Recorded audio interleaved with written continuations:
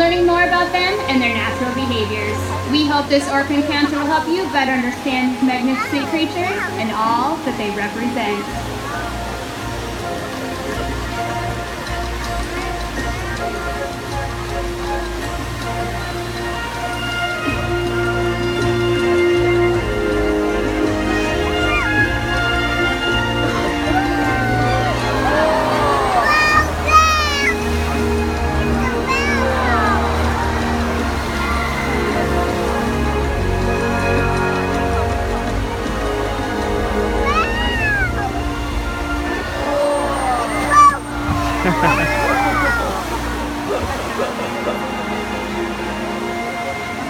While they are found in every ocean, orcas living off the coast of Iceland are quite different than those near Costa Rica.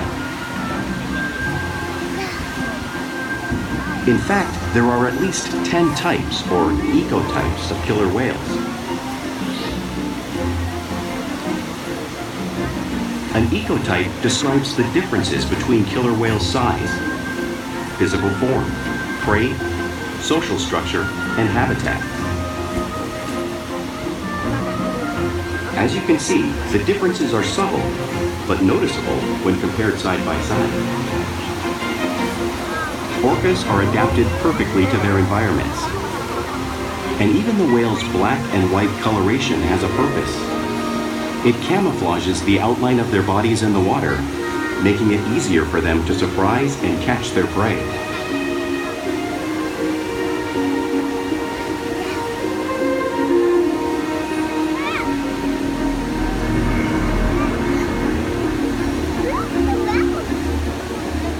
When viewed from above, the black of the whale blends in with the dark depths of the ocean.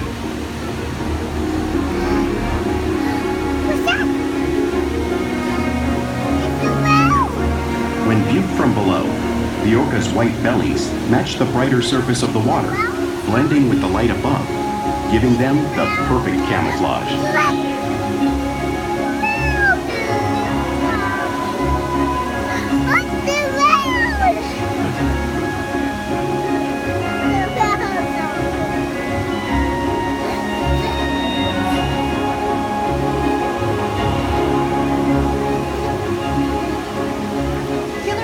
Truly are a natural wonder, and Shuka, a 24-year-old female, is going to help me show you some of their physical characteristics.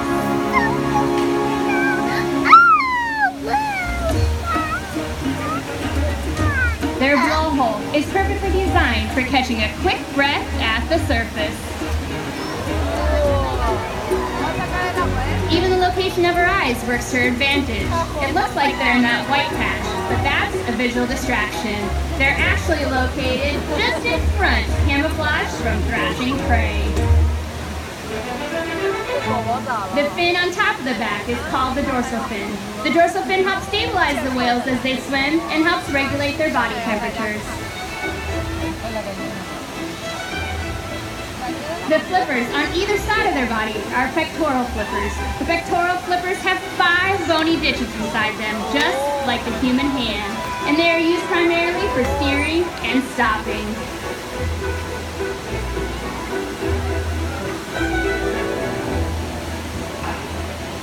The lobes on either side of the tail are called flukes.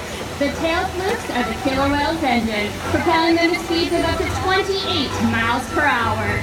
But they swim the fastest and use the most power when they are propelling their almost 10,000-pound bodies all the way up and out of the water.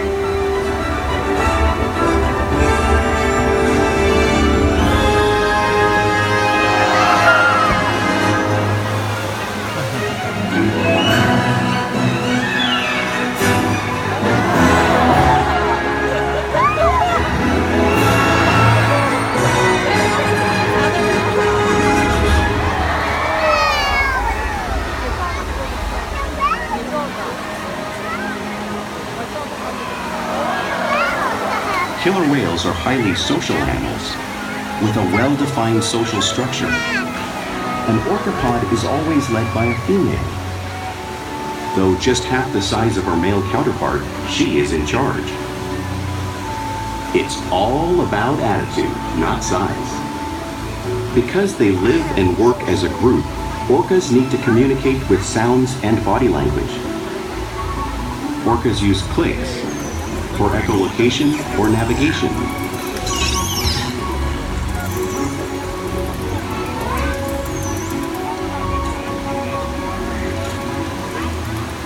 Whistles to socialize in the pod. And calls for group coordination and hunting.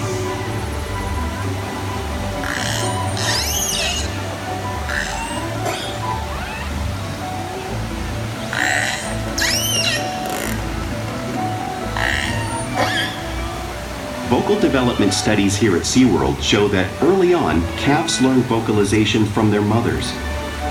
But as they grow, they learn from others close to them as well.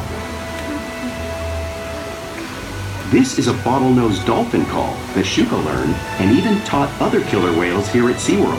In fact, orcas are the largest members of the dolphin family.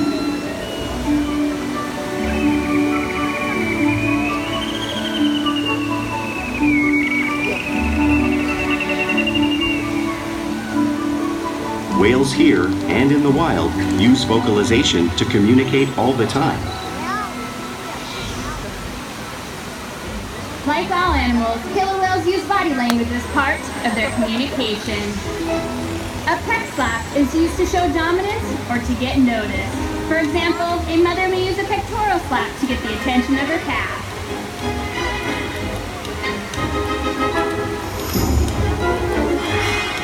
But when they really want to be heard, they breach.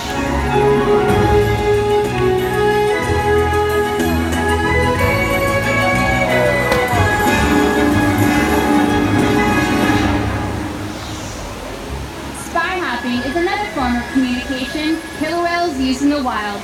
They use this to coordinate and get a better view of their surroundings while they hunt.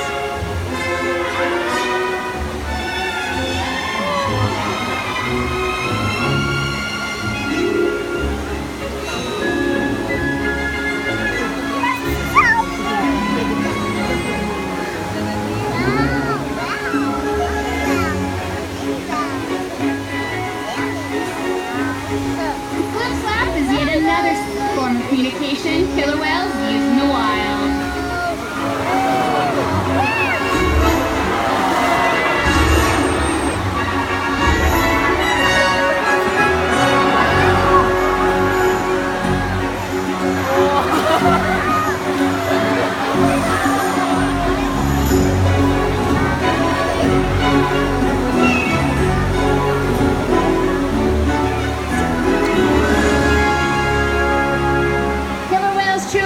Great communicators, so it's no surprise they're at the top of the ocean's food chain.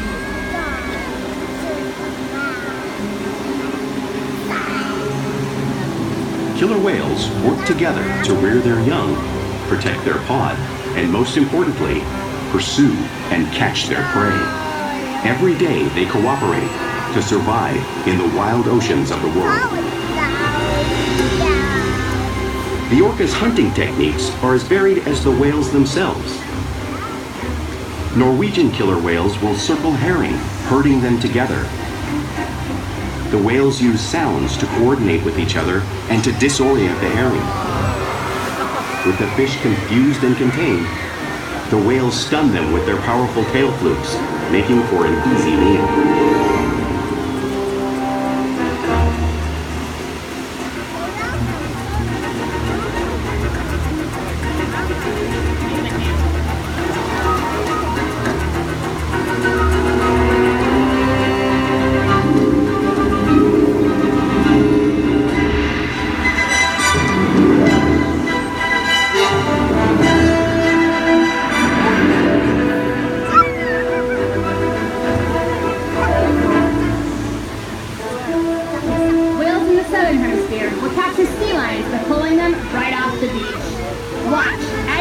Demonstrates the same behavior and movement right here.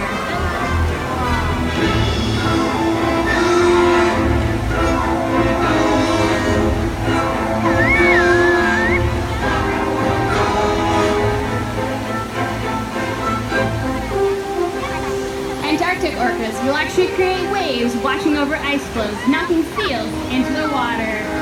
Nakai and Ulysses are showing you the same behavior, demonstrating one of the many complex and impressive hunting abilities killer whales have developed around the world.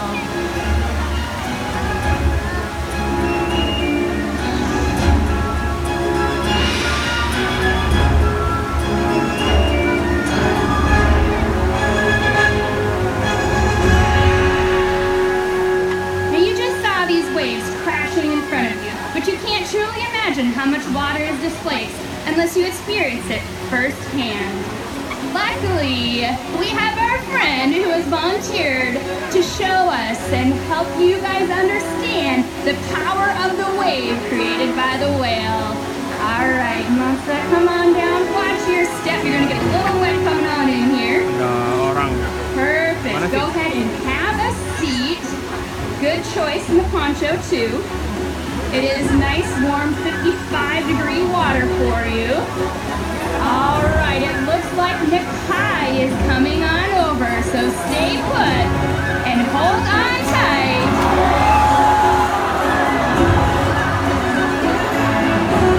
Oh, he's going for more.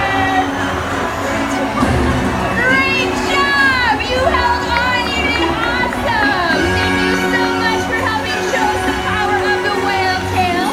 Come on, right over this way and watch your step going on up.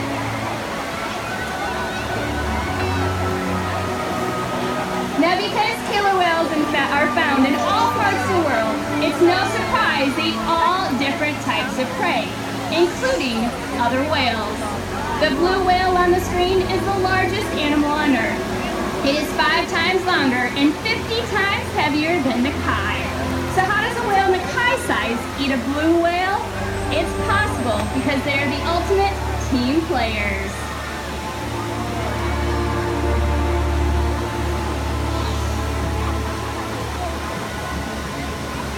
In this example, we see the larger male orcas surround a sperm whale, forming a perimeter, while the females continue to drive the whale forward until it reaches exhaustion. The calves then move in to join the adults in the group. Whatever their prey, killer whales always cooperate and hunt together, making them a highly successful predator.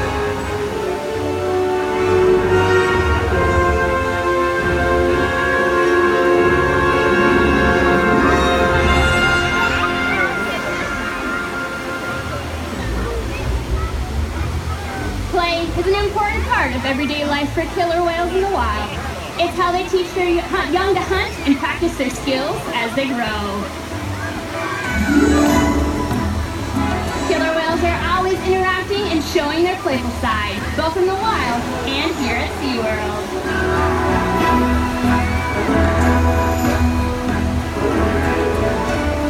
Porpoising is when the whales swim fast at the surface, breaking out of the water briefly.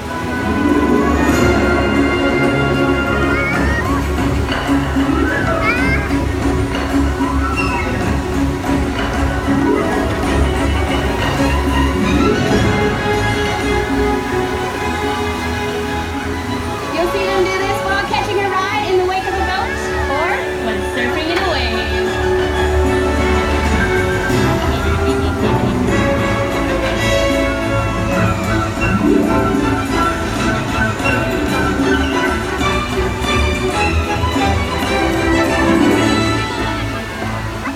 Orcas like to be touched and will rub their bellies on rocks when they can. We see our whales demonstrating the same behavior, just like the whales in British Columbia would.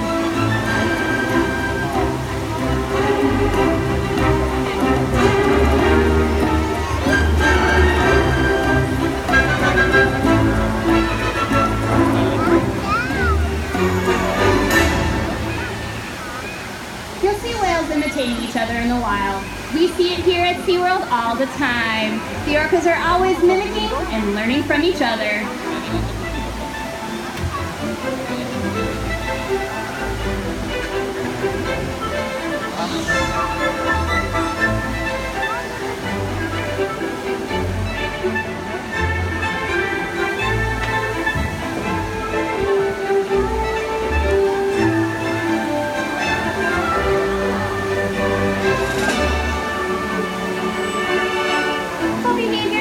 purpose. A tail whip is used to send fish in the wild. But today, our whales just might be stunning all of you.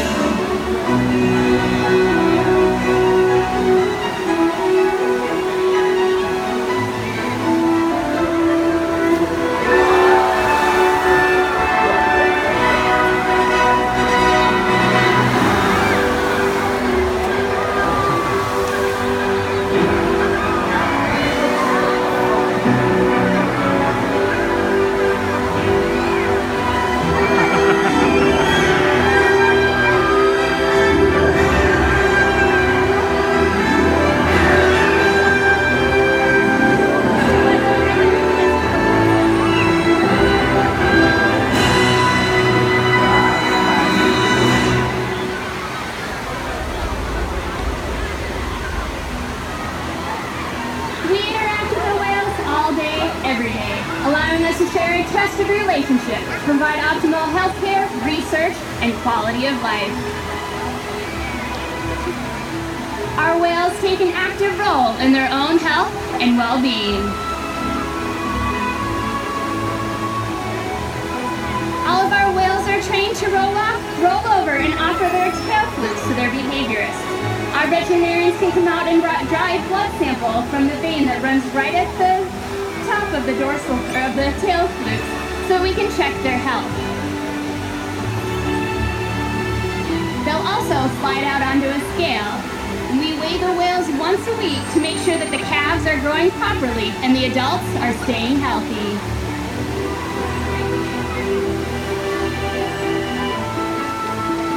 They'll even allow us to get a breath sample from their blowhole.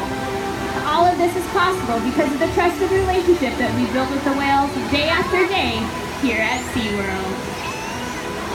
Ladies and gentlemen, I'd like to introduce you to two very fun and energetic whales.